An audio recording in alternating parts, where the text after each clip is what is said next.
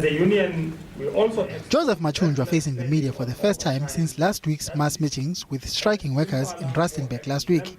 He rejected criticism by employers that the union's assertion that the majority of the striking workers have rejected the latest wage offer is not credible because most of the strikers have remained back home in the Eastern Cape since the Easter holidays. As far as we know, the majority of our members are still at the picketing area. I think some of the media houses can vouch that I've never addressed any mass meeting with less than tens of thousands of workers from each mining house.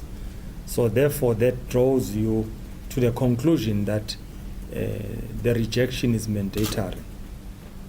So that notion that it's an empty rejection is not founded. On how the workers and their families are surviving since they have not had any pay for 3 months, Mathunjwa had this to say. I think it's of concern to everyone. But when you look at the rate of unemployment, the question can also be asked, how are these unemployed majority of people of South Africa, how are they surviving at the end of the day? So this is a struggle. This is a sacrifice that our members are putting, saying, enough is enough. We cannot embrace this legacy of oppression and extend it into our generation or to our children in the future.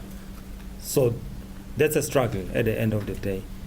Mathunjwa threatened to shut down the entire mining industry if any of the affected mines were to close down shafts or retrench workers to cut costs when the strike is over. If the employers come with this approach of closing the shafts, I've said it even before, that we'll have a solidarity.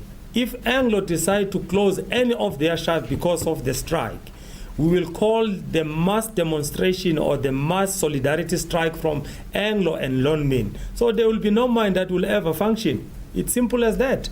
The platinum price and the gold price each increased by more than 1% on world markets following Mathunjwa's threat. There are still no further talks scheduled between AMCU and the employers.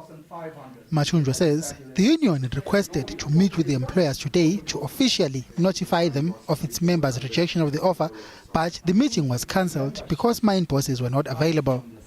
Mbongeni Mucho, SABC News, Johannesburg.